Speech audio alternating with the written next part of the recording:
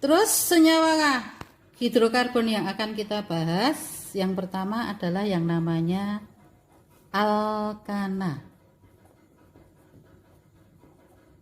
Yang kedua alkena. Yang ketiga alkuna. Alkana ini mempunyai rumus umum CN H2N plus 2. Sedangkan alkena rumus umumnya CN H2N. Yang alkuna rumus umumnya CN H2N min 2. Senyawa alkana disebut sebagai hidrokarbon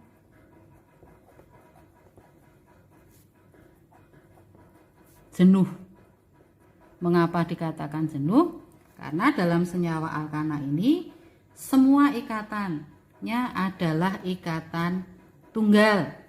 Sedangkan alkena dan alkuna itu dikatakan sebagai hidrokarbon tak jenuh.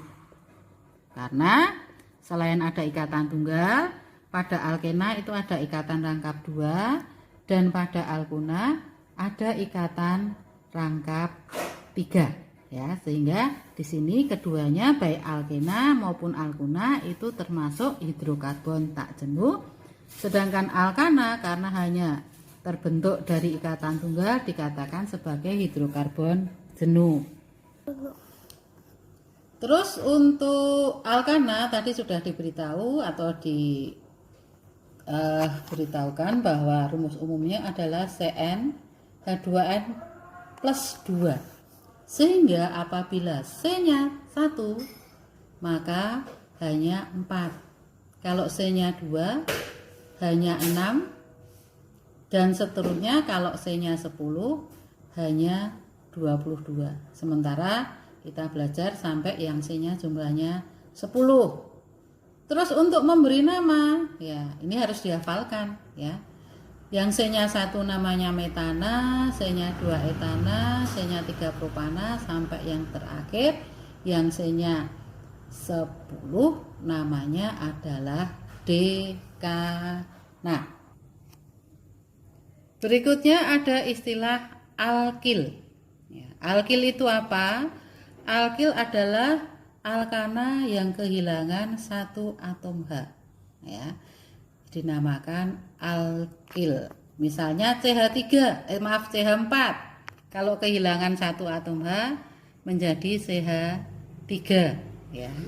Terus C2H6 kalau kehilangan satu atom H namanya C2H5. Terus di sini masih ada satu ikatan ya, satu ikatan yang belum mengikat atom yang lainnya. Terus untuk memberi nama alkil sama ya caranya ya. Di sini kalau CH4 namanya metana, CH3 namanya metil. Kalau C2H6 namanya etana, C2H5 dinamakan etil dan seterusnya ya. Terus alkil ini nanti biasanya dipakai dalam tata nama alkana itu sebagai cabang. Dalam tata nama alkana ya, kalau yang rantainya lurus itu kita tuliskan nama sesuai dengan yang tadi ya, yang tadi di tabel sebelumnya.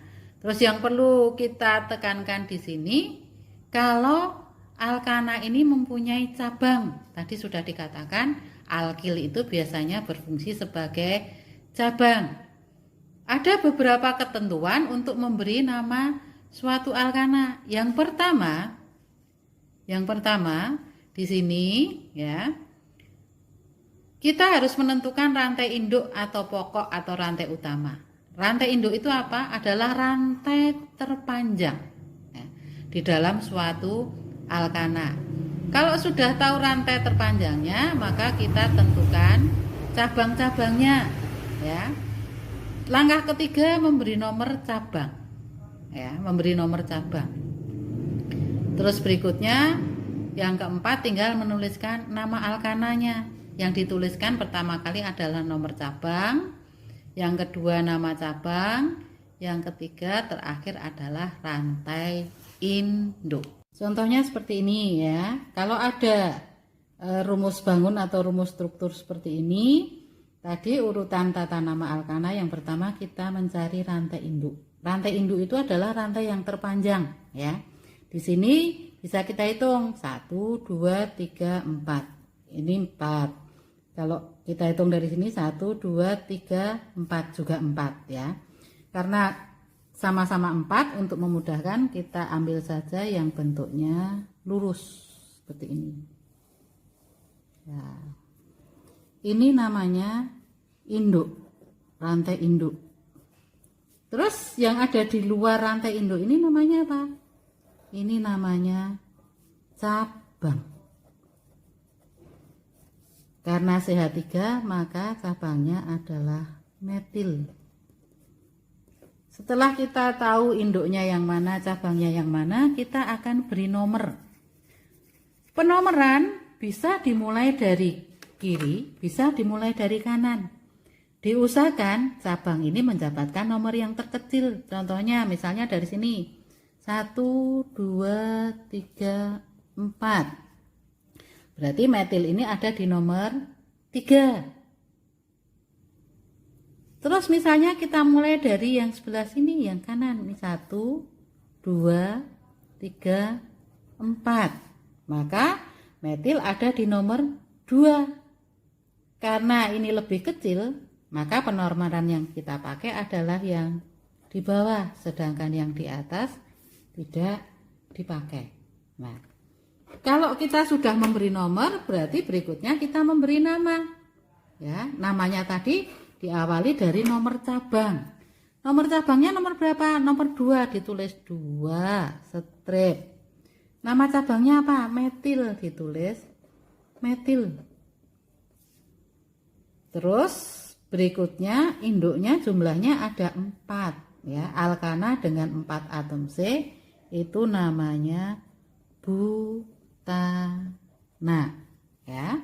Jadi struktur yang seperti ini kalau diberi nama itu namanya adalah butana. Contoh yang kedua, misalnya seperti ini ya. Kita seperti tadi caranya sama. Yang pertama kita tentukan induknya, coba kita hitung 1, 2, 3, 4, 5. Kalau lurus 5. 1, 2, 3, 4, 5, 6. Oh, kalau yang ke bawah seperti ini jumlahnya 6, artinya jumlahnya lebih banyak. Karena jumlahnya yang lebih banyak, maka ini fungsinya sebagai rantai induk. Ini adalah induknya. Yang di luar induk namanya cabang. Ini cabang. CH3 tadi namanya adalah metil. Sedangkan ini juga cabang ya, ini juga cabang. Cabang C2H5 itu namanya adalah etil.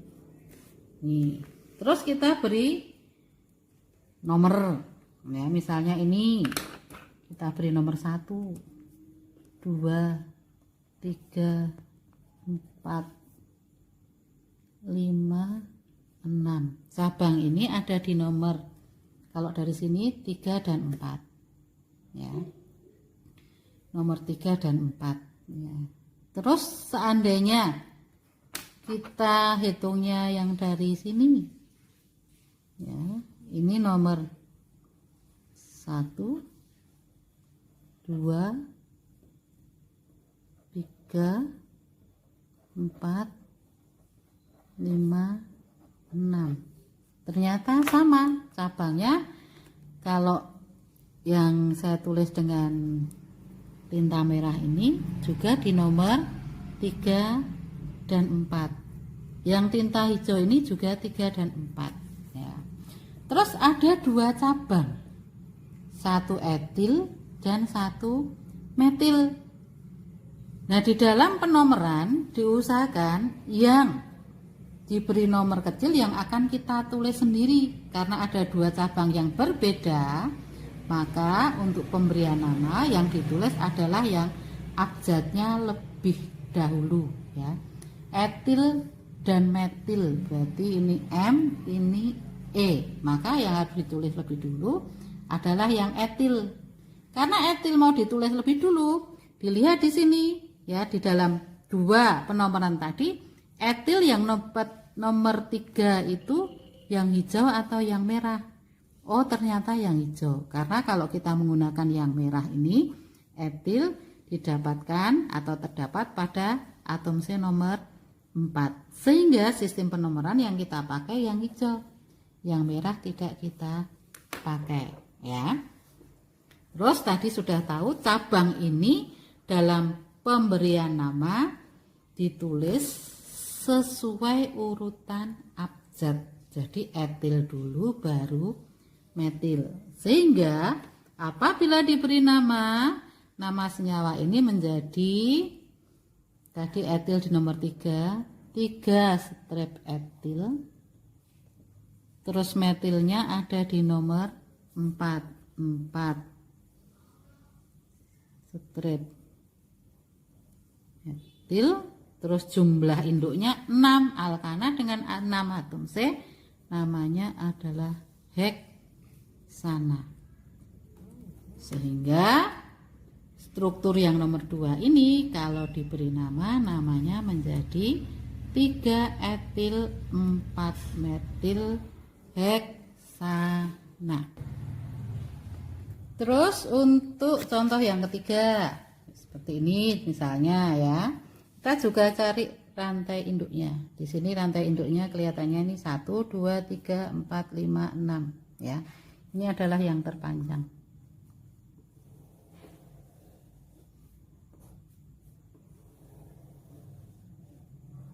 Nih, ya. Terus yang di luar ini adalah cabang. Cabangnya metil. Ini juga cabang, cabangnya juga metil, ya.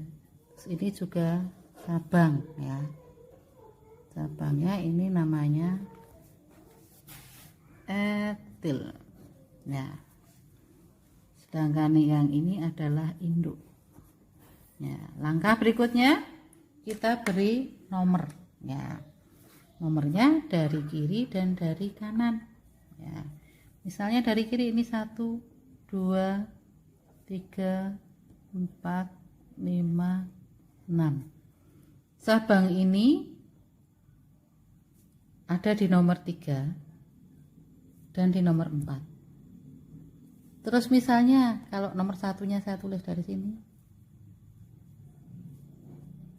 2, 3, 4, 5, 6. Ternyata cabangnya baik ditulis dari kiri, penomoran dari kiri dan penomoran dari kanan ada di nomor 3 dan di nomor 4. Ternyata sama. Kalau kondisinya seperti ini, coba kita tulis dulu, ya. Misalnya yang kita tulis yang penomorannya dari atas, ya. Etil ada di nomor 4. Tulis 4 etil.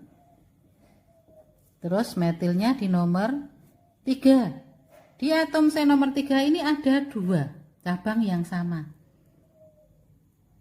Karena ada 2 cabang yang sama, di sini ditulis 3, 3. Terus diawali di itu artinya 2. Di metil. Terus 6 heksana. Ya, bila kita lihat ini penomorannya ada di angka 4, 3 dan 3. 4, 3, 3. Ya. Kalau dijumlah 3 tambah 3 6, tambah 4 10.